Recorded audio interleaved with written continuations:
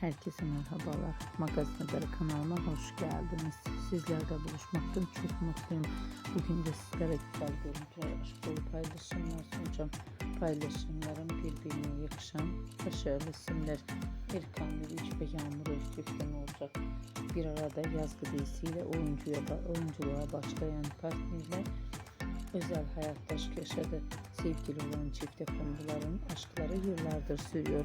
Şimdi de aşklarını düğünle tamamlayan çifte kumrular tatile çıktı. Tatilden yeni pozlar, yeni fotolar geldi. Görüntüleri bir araya toplayıp sizler için sunuyorum.